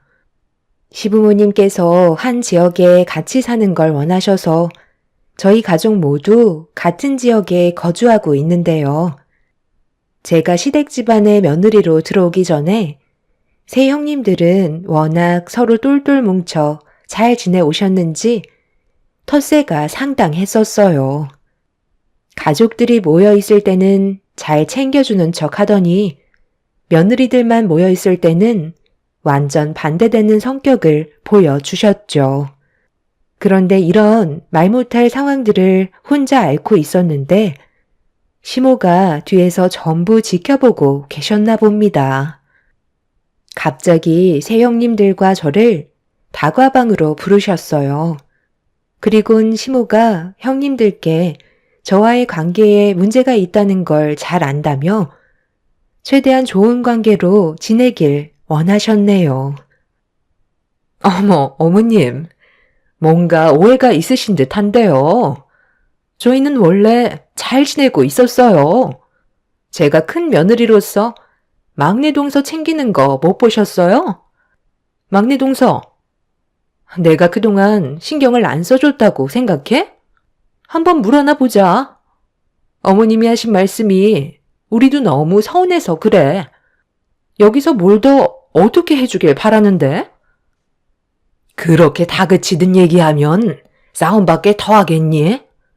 하루 이틀 보고 얘기하는 거 아니다. 너희들 서로 알고 지낸 지 벌써 몇 년이나 됐니? 5년 정도 되지 않았어? 그런데 어찌 된 게 너희들 셋만 뭉쳐다니고 항상 막내 며느리는 따돌리고 있잖아. 방금도 그래. 후식 준비한다고 넷이서 우르르 들어가더니 셋은 커피 한잔 하면서 수다 떨고 있고 막내 며느리만 정신없이 과일 준비하지 않았어? 내가 보다 못해 들어가니까 그제서야 셋이서 막내 며느리 챙겨주는 척 뭐 하면 되냐고 내 앞에서만 친근하게 대하고 있었잖아. 막내 며느리도 그런 너희들의 모습이 적응되지 않는지 어색한 미소만 띠고 있잖니. 한두 살 먹은 나이도 아니고 왜 이렇게 유치하게 구는 거야? 한 가족이 됐으면 서로 잘 지낼 생각을 해야지. 내 말이 틀리면 대답들 좀 해봐라. 어느 정도껏 해야지. 내가 괜히 간섭이라도 하면 오히려 관계가 악화될까봐 항상 조심스러웠었는데 차라리 이렇게 계속 지낼 바엔 그냥 속 시원히 터놓고 얘기하는 게 좋을 것 같아서 너희들을 부른 거니까 첫째부터 뭐가 문제고 왜 막내 며느리만 따돌리는 건지 말 좀 해봐라. 오늘 이 시간 이후로 너희들이 어떻게 할 건지 드러나 보자. 글쎄요. 저는 챙겨준다고 최대한 많이 노력했는데 어머님이 그렇게 보셨다니까 오히려 서운하기만 한데요. 막내 동서가 우리와 어울리려면 같은 물에서 놀 정도는 돼야 하지 않겠어요? 저희가 왜 셋이서만 함께 어울리는데요? 각자의 집안마다 돈벌이가 다른데 그걸 막내 동서가 못 따라올 게 뻔한데 굳이 무리해서 끌고 다닐 필요는 없잖아요? 둘이서 벌어모은 돈도 많지 않으니까 소형 평수에서 겨우 입에 풀칠하며 살고 있는 거고 거기에다가 기름값 아까워서 소형차 타고 다니는데 그걸 보고 어떻게 데리고 다닐 수 있겠어요? 어울리는 것 자체가 무리가 있는 거라고요. 버는 만큼 쓴다고? 저희는 그만큼 벌고 있으니까 대형 평수에 살면서 외제차 끌고 다니죠. 그리고 데리고 다니기에는 너무 쪽팔리잖아요. 우리는 외제차 끌고 다니는데 뒤에서 소형차 가지고 따라다니면 저희 이미지에 타격을 입는데 굳이 손해를 보면서까지 막내 동서를 데리고 다녀야 해요? 가족들 모였을 때만이라도 관심 주는 것도 감사하게 생각해야 된다고요. 형님 말이 맞아요. 어머님은 왜 막내 동서 편만 들어주시는지 모르겠어요. 왜 저희가 먼저 다가가야 하는 거죠? 그건 좀 아니라고 보는데요. 할 만큼 하는데도 욕을 먹는다면 아예 관심을 끄고 사는 게 좋겠어요. 동서도 무슨 말을 해봐. 우리가 뭘 잘못했다고 그러는 거야? 동서 때문에 우리가 욕을 먹잖아. 저는 어머님께서 정확하게 보시고 저희를 부르셨다고 생각하는데요. 어머님이 괜히 그러시겠어요? 솔직히 형님들, 가족들 보는 앞에서만 저한테 억지 웃음 보이며 잘 챙겨주는 척 하는 거지. 저희들끼리 있을 때는 저를 아예 따돌리잖아요. 제가 말을 해도 대답도 해주지 않고 투명 인간 취급하는데 누가 기분이 좋겠어요? 차라리 이런 식으로 하실 거면 아예 처음부터 모른 척하고 지내는 게 훨씬 마음은 편할 것 같아요. 제가 뭘 잘못했는지도 모르겠어요. 큰형님이 방금 하셨던 말에 솔직히 너무 놀랐어요. 소형 평수에 살고 소형차 끌고 다니면 같이 어울릴 수 없다는 건 오늘 처음 듣네요. 저희 부부가 잘 살지 못하니까 차별하신다는 거잖아요.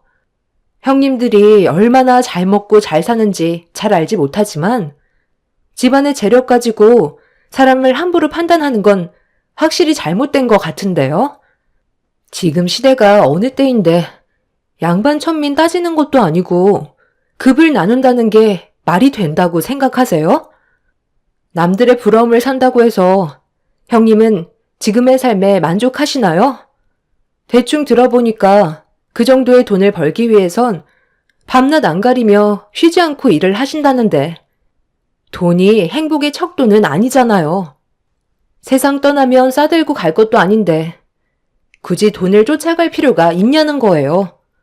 저희 부부는 지금의 생활에 상당히 만족하고 있고 개인적인 시간을 최대한 많이 활용해서 아주 여유롭게 잘 살고 있어요. 형님들 따라다니면서 남들 의식하고 그에 따른 사치 부리는 삶은 제 성격상 맞지도 않고요. 그런 사치 부리고 싶지도 않네요. 새 형님들은 얼굴을 붉히며 제가 한 말에 대해 어이없다는 표정을 보이고 있었어요. 험한 세상을 살면서 돈이 전부라고 저에게 목소리를 높인 큰형님은 생각하는 것 자체가 너무 다르기 때문에 저와는 좋아질 수 있는 관계가 아니라고 앞으로 더 피곤해질 거라는 말을 끝으로 방문을 박차며 밖으로 나갔습니다. 그 뒤를 두 형님들이 따라 나갔고 시모와 단둘이 남겨지게 되었네요. 시모는 크게 한숨을 내쉬더니 저에게 시간이 더 필요할 것 같다고 씁쓸한 웃음을 보여주셨어요. 세 형님들의 행동들이 너무 답답했었고 왜 이렇게까지 해야 하는 건지 이해할 수 없었습니다. 재력이 많든 적든 사람 사는 인생 삼시세끼 먹고 자고 하는 건 다 똑같은데 뭐가 그렇게 다들 잘나서 저를 인간 이하의 취급을 하는지 형님의 태도들이 저를 당황스럽게 만들었습니다. 그날 이후 세 형님들과의 관계가 급격하게 안 좋아졌고 제가 나타나면 바퀴벌레 피하듯 일사불란하게 갈라서며 아예 근처에도 얼씬거리지 않았습니다.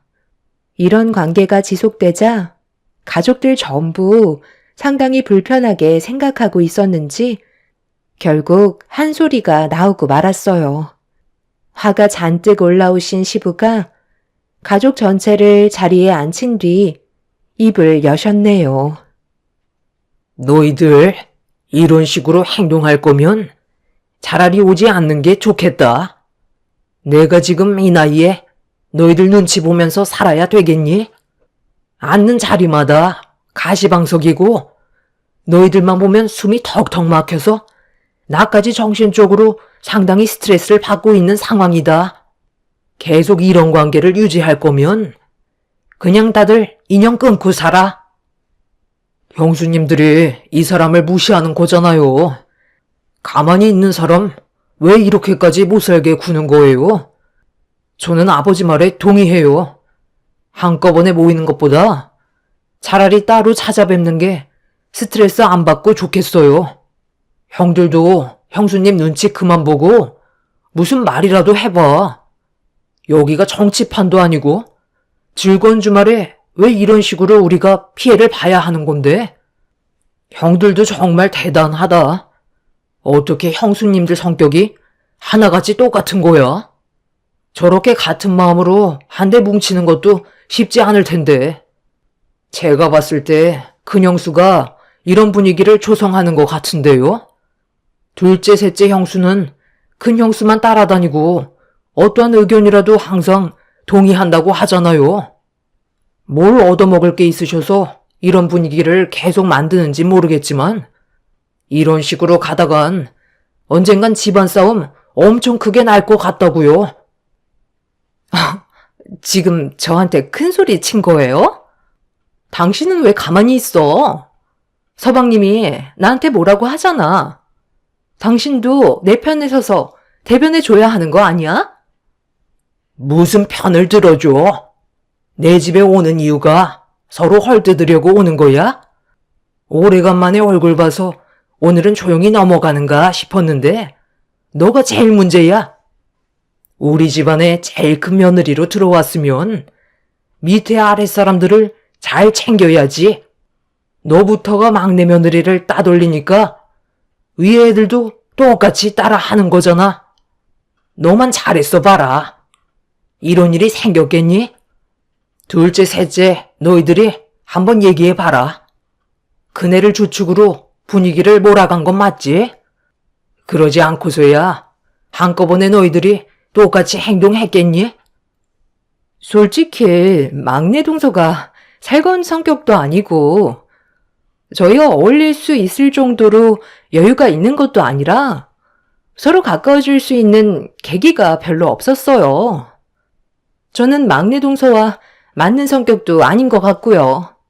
형님이야 저를 워낙 잘 챙겨주셔서 따르는 거지 막내 동서를 일부러 따돌리려고 같이 형님을 따르는 건 아니에요. 맞아요. 막내로 들어왔으면 당연히 알아서 기어야 하는 게 맞는 건데 가족들 중에 제일 뭣도 없는 동서가 혼자 잘난 척하고 있잖아요. 제가 막내였을 때 기억 안 나세요? 얼마나 살갑게 행동했어요. 그리고 손윗 사람이 먼저 다가간다는 건 말이 안 되죠. 알아서 머리 숙이고 들어와야 하는 게 맞는 거잖아요. 정말 유치해서 못 봐주겠네요. 방금 손님분들이신 분들이 하신 행동들이 이것밖에 안 돼요? 배울 점이라곤 하나도 없는데 제가 같이 엮일 필요는 없죠. 타인에게 본이 되는 모습은 하나도 없는데 대우는 받고 싶으신 거예요? 저는 앞으로 아버님 댁에 따로 오도록 할게요. 그렇게 하는 게 가족들끼리 얼굴 안 붉히는 최선의 방법 같아요. 이런 식의 관계가 계속 지속이 된다면 누구 하나 다칠 것 같아서요. 저는 아버님 의견에 적극적으로 따르도록 하겠습니다. 그날 이후 시부의 뜻대로 새 형님 내외와 저희 부부는 시댁에 따로 찾아뵈었고 더 이상 얼굴 붉히는 일은 없었습니다. 그렇게 한참 동안 새 형님들의 얼굴을 안 보며 지내왔었는데 어느 날 사건이 하나 터지고 말았어요. 시부와 남편이 새벽에 약수터에 간 상황에서 시모와 함께 아침을 준비하고 있었어요. 그런데 냉장고 문을 여시던 시모가 힘없이 쓰러지셨고 저는 너무 놀라 정신을 잃으신 시모에게 달려가 정신 차리시라고 몇 번이나 외쳐 불렀지만 미동조차 없으셔서 급하게 119에 신고를 하게 되었어요. 그리고 남편한테 연락을 취해 시모가 쓰러졌다고 설명을 한 뒤에 응급실로 향하게 되었습니다. 시모는 건강 상태를 진단한 결과 갑자기 뇌출혈이 찾아오신 거였고 곧바로 수술을 진행해야만 했어요. 시부는 시모가 세상을 떠나실까봐 괴로움의 눈물을 흘리셨습니다. 남편은 새 아주버님께 전화를 해서 시모의 상태를 알렸어요. 그날 온 가족이 함께 모이게 되었고 시모의 뇌출혈 수술은 다행히 성공적으로 끝이 나게 되었네요. 그날만큼은 형님들과 마찰이 생기지 않을 줄 알았는데 시모와 단둘이 있었던 저에게 추궁을 하기 시작했고 또다시 얼굴을 붉히는 상황이 오고 말았네요. 동서는 뭐하고 있었길래 어머님이 이 지경까지 된 거야? 아직까지 눈을 못 뜨고 계신데 후유장애라도 생기면 어떻게 할래? 동서가 옆에 있었으니까 끝까지 책임을 져야 되겠지? 앞으로 동서가 어머님 옆에서 평생 수발 들도록 해. 잘못을 했으면 그에 따른 합당한 처벌을 받아야 되지 않겠어? 저도 같은 생각이에요. 만약 어머님이 일어나지도 못하시는 상태라면 문제가 상당히 심각해질 텐데 앞으로 아버님 혼자 어떻게 어머님을 병간호해요? 막내 동서가 그 자리에 있었으니까 책임까지 전부 짊어지는 게 맞는다고 봅니다. 혹시 알아요? 어머님이 쓰러지셨는데 시댁에 갈 때마다 굳은 일을 하게 되니까 그게 싫어서 방치했을지도 모르죠. 지금쯤이면 벌써 눈을 뜨셔야 되는 건데 아직까지 정신을 차리지 못하고 계시잖아요. 아버님, 막내 동서가 이중적인 성향을 가지고 있을지도 모른다고요. 겉으론 착한 척하지만 뒤에선 무슨 행동을 저지를지 모르기 때문에 아버님도 조심하세요. 요즘 뉴스에서도 이상한 사건들이 정말 많이 벌어지잖아요. 제가 봤을 때 어머님이랑 뭔가 안 좋은 일이 생겼고 그 충격으로 인해 쓰러지신 게 분명해요. 최근까지도 아주 멀쩡하셨는데 갑자기 뇌출혈이 일어난다는 게 좀 이상하잖아요. 동서, 솔직하게 말해봐. 어머님이랑 무슨 일이 있었길래 갑자기 쓰러지신 거지? 경찰 조사부터 받도록 하지. 이제 막 수술 받고 나오신 어머님 앞에서 말 좀 가려서 하셨으면 좋겠어요. 제가 형님들한테 쓸데없이 상황 설명하면서 저한테는 잘못이 없다는 걸 해명하기도 싫으니까 볼일 끝나셨으면 그만 돌아가 주시죠. 저는 어머님 옆에서 간호를 해드려야 하거든요. 아니면 형님들도 어머님 간호하는 거 도와주시던지요. 병실도 좁은데 모두가 모여있을 필요는 없잖아. 오늘은 동서가 어머님 옆에 있어준다고 했으니까 나는 급한 볼일이 있어서 다음에 오도록 할게. 형님들도 저와 같은 생각이죠? 저희 오늘 중요한 선약이 있었잖아요.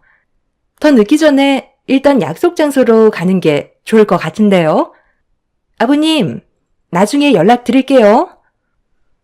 어머, 동서. 먼저 나가지 말고 같이 가야지. 막내 동서는 어머님 잘 챙겨드리고 쓸데없는 생각하지 마. 내가 뒤에서 다 지켜보고 있다는 거 명심하라고. 새 형님은 어머님 옆에서 간호해달라는 말을 하자 곧바로 꼬리를 내리더니 병실을 빠져 나가 버렸어요. 시부는 그런 모습을 보며 한숨을 내쉬었고 새 아주버님들 또한 형님들의 눈치를 보더니 나중에 다시 오겠다며 병실을 빠져 나갔습니다. 그렇게 남편과 단둘이 남아있는 상황 속에 시모가 천천히 눈을 뜨셨습니다. 초점을 잃은 눈빛이었지만 그래도 정신을 차린 거에 대해 너무 감사했었어요. 의사는 시모의 상태를 살폈고 추가적인 검사 진행으로 장애의 판단 여부를 확인하고 있었습니다.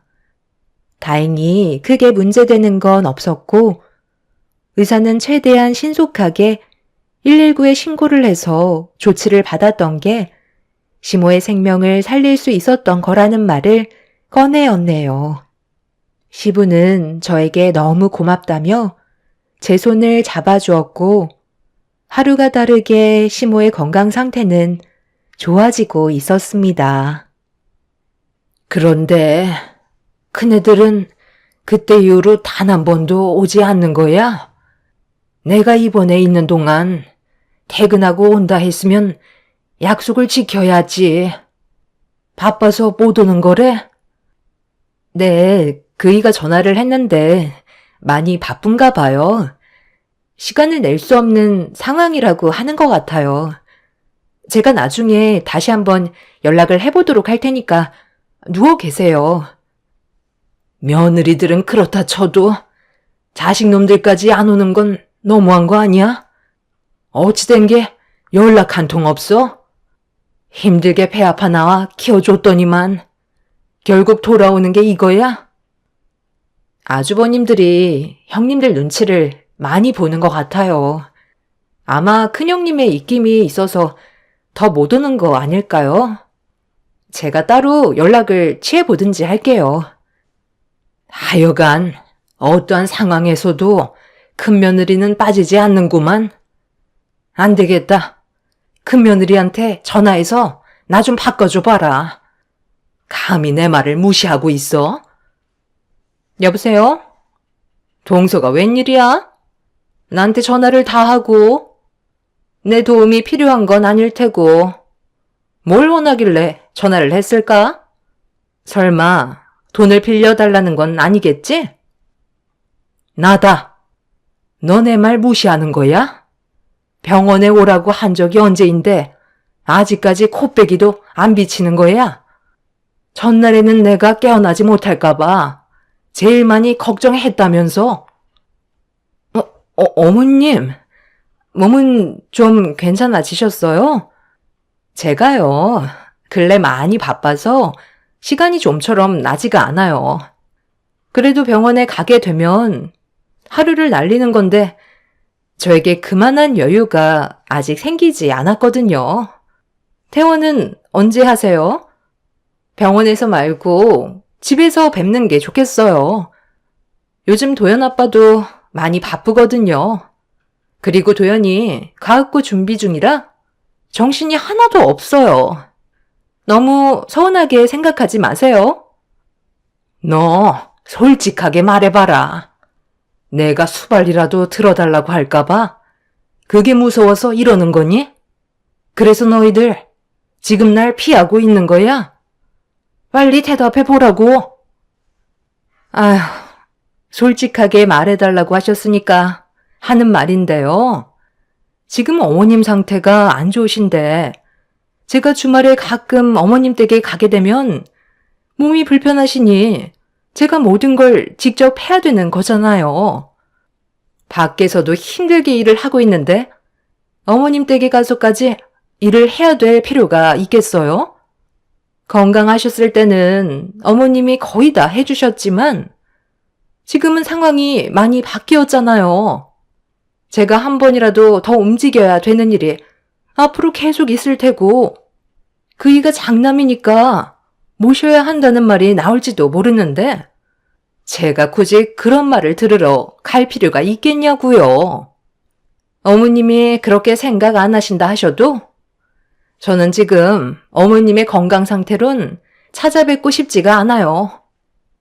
저도 어떻게 보면 손님인 거나 마찬가지인데 대접을 받으려고 어머님 댁에 가는 거지 일을 하려고 가는 건 아니잖아요.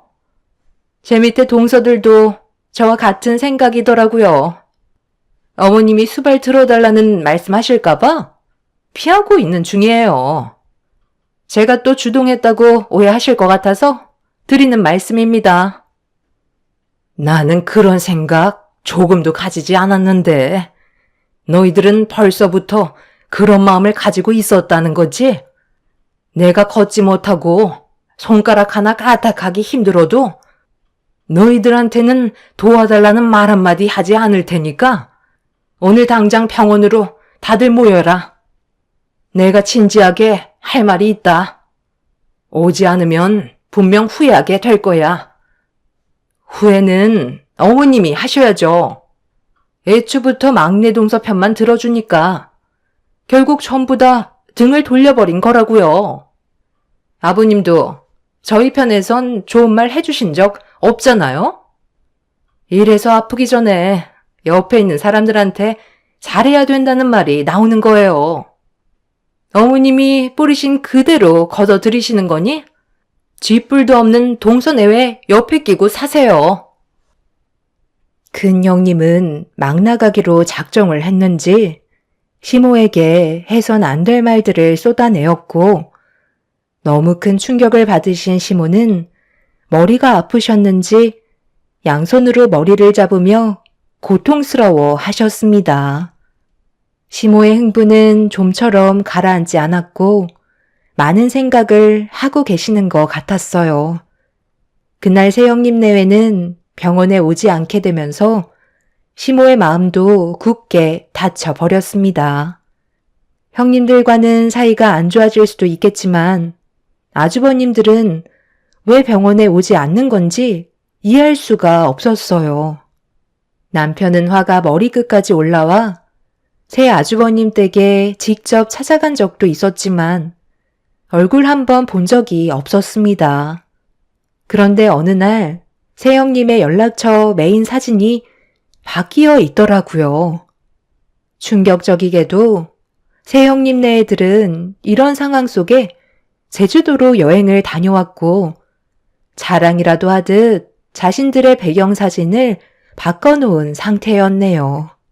시모는 자기를 어떻게 생각하는지 충분히 알게 됐다며 저와 남편을 잠깐 병실 밖으로 나가달라며 시부와 단둘이 대화하기를 원하셨어요. 그렇게 남편과 저는 병실 밖에서 시모가 부르실 때까지 기다리고 있었고 한참의 시간이 지난 뒤에야 시모가 저희 부부를 부르셨습니다. 시모는 남편에게 시부와 나눈 대화에 대해 설명을 하면서 모든 상황을 바꿔 버리셨어요. 저희 부부는 시모의 한마디에 상당히 놀랐지만 거절을 할 수는 없었습니다. 시모의 결정이 너무 완강했기 때문에 저희가 결정할 수 있는 문제는 아니었어요. 결국 시모의 말대로 일을 진행하게 되었고 저희는 모든 걸 정리한 뒤에 시댁으로 들어가고 말았네요. 시모가 퇴원을 하시고 난 이후 시댁에서 함께 살게 되었는데 이 소식이 새형님네의 귀에까지 들어갔는지 저한테 전화가 왔어요. 역시나 좋은 말이 아닌 안 좋은 말로 제 감정을 건들기 시작하길래 저도 한마디 하게 되었죠. 내가 이럴 줄 알았다니까. 결국 우리한테 도움받기 그러니까 동서한테라도 손을 벌리신 거잖아. 늙으면 서럽다고. 혼자서 해결할 수 있는 것들이 적어지니까 동서의 도움이 필요한 거야. 집안 살림 대신해줄 사람이 필요한데 우리가 등을 돌려버리니 동서한테 부탁했겠지. 그렇다고 원래 살던 집을 처분하고 시댁으로 들어가 버렸어? 정말 한심한 결정 아니야? 같이 지내다 보면 마찰이 얼마나 심한 줄 알아? 동서는 왜 이렇게 생각이 없어? 정말 한심하다. 한심한 건 형님이죠. 눈앞에 보이는 게 전부가 아니에요. 어머님이 지금 얼마나 화가 많이 나셨는지 알아요? 형님들이랑 아주버님 얼굴 2번 다시 안 보신대요. 인연을 끊어낸다고 하셨어요. 얼마나 상처를 받으셨으면 그런 말까지 나오셨겠어요? 어머님이 도와달라고 한 것도 아니고 얼굴 한번 보자고 했던 것뿐인데 뭐가 그렇게 두려워서 안 오신 거예요? 지레 겁부터 내셔서 이제는 돌이킬 수 없게 되어버렸다고요. 어머님 한번 하시면 끝까지 밀어붙이시는 거 아시죠? 내가 뭐가 두려워서 그 집에 기어 들어가? 동서나 어머님 옆에서 아양 떨며 지내. 누구는 시댁에 가고 싶어서 매번 찾아뵙는 줄 알아? 앞으로 평생 고생이나 하면서 잘 살아봐. 지금은 모르겠지만 시집살이가 얼마나 힘든지 나중에 뼈저리게 느끼게 될 거야.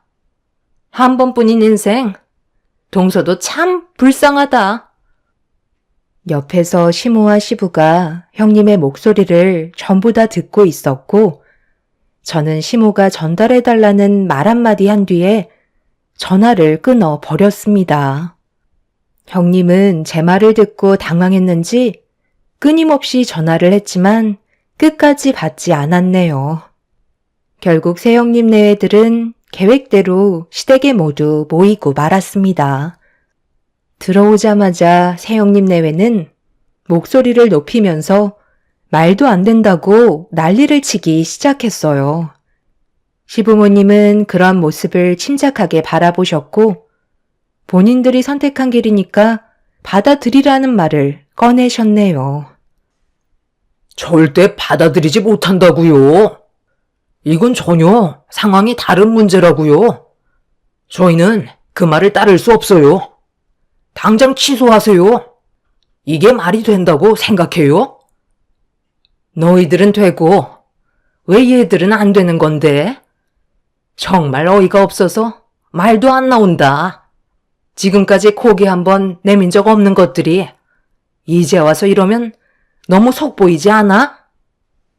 뿌리부터 다른데 저희가 같은 곳을 바라본다는 게 말이 된다고 생각하세요? 그런다고 달라질 게 있는 줄 알아요? 아버님, 어머님 재산을 왜 마음대로 하시는데요? 이건 공평하게 나눠야 하는 문제라고요. 저희는 절대 받아들일 수 없습니다. 그래서 찾아온 거고요. 다시 되돌려 놓으세요. 제가 저번에도 말씀드렸죠? 바로 앞에 상황만 보고 판단하지 말라고요. 눈뜬 장님들만 있으신 것도 아니고 그렇게 상황 파악이 안 되세요? 이제 와서 뒤집을 수 있는 건 아무것도 없어요. 현실을 받아들이시는 게 정신건강에 좋을 거예요. 저도 이제 대형 평수에 사는 입주민이 되었네요. 저희가 왜 집을 처분했는데요? 아버님, 어머님께서 모든 걸 싹 다 바꿔주셨어요. 그동안 가지고 계신 재산의 일부를 저희 부부에게 지원해 주셨다고요. 그래서 전에 살던 집 처분하고 아버님 집에 잠깐 있었던 것 뿐이에요. 집안에 있던 가전이며 가구며 싹 다 바꾸는데 시간이 필요했거든요. 그리고 아버님이 이 사람 기죽지 말라고 얼마 전에 외제차도 한 대 뽑아주셨어요. 어머님은 계속해서 기회를 주셨는데 그 기회를 걷어찬 건 형님들과 아주버님들이잖아요. 그런데 이제 와서 이러니까 배가 아프신가 봐요. 저는 지금까지 어머님 옆에서 지극정성으로 돌봐드렸어요. 저희 돈 문제 때문에 구차하게 이러지 말죠. 6개월 동안 얼굴 한번 안 보이시다가 돈 얘기 나오니까 집안이 뒤흔들릴 정도로 우르르 몰려오시는 건 좀 그렇지 않나요? 시부모님께서 원래의 계획은 자식들 전부 모아놓고 그동안 모아두신 재산 형제들한테 나눠준 다음 시모의 건강을 생각해서 공기 좋은 곳으로 이사를 하실 계획을 가지고 계셨어요. 그런데 새 형님 네애들은 본인들한테 도움을 요청할까봐 그게 두려워 지금까지 연락을 끊고 살았던 거죠. 그러다 시부모의 재산이 저희 부부에게 들어간다는 말이 나오니까 그제서야 급하게 시댁으로 몰려 들어왔네요. 너무 속보이는 행동이었고 시부모님께서는 어이없어 하셨어요.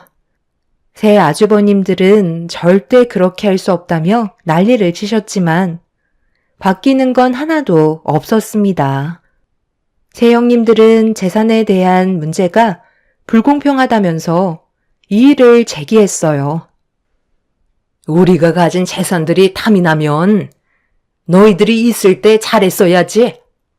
나는 막내한테 그동안의 고마움을 금전적으로 보상을 해준 것뿐인데 뭐가 문제라는 거야? 그럼 저희가 돌봐드리면 되는 거죠? 내일부터 짐 싸서 들어올 테니까 저희한테도 당장 재산 나눠주세요. 진작에 돈 얘기 꺼내셨으면 이런 일도 없었잖아요. 됐다. 너희들한테 돌아갈 일부의 재산은 전부 사회에 기증하도록 할 거다. 이게 내 뜻이고 결정이니 너희들은 문제를 제기할 필요도 없고 알아서 살아가도록 해라. 시모의 말에 당황한 새형님 네애들은 말도 안 된다며 화를 내었고 저한테만 물질적으로 크게 보상이 주어졌다는 거에 배아파하며 분을 삭히지 못했습니다. 그날 이후 시부모님께서는 공기 좋은 시골에 거처를 옮기셨고 저희는 매주 찾아뵈어 필요한 것들을 챙겨 드렸는데 큰 아주버님이 시부께 연락이 왔어요. 돈 좀 빌려달라는 말이었습니다. 이유를 물어보니 새 형님 내외가 함께 운영하고 있던 해외 수출 사업이 이번에 나라 간의 분쟁으로 인해 상당히 큰 타격을 받으면서 위태로워졌고 한푼이 아쉬운 상황까지 오고 말았던 거죠.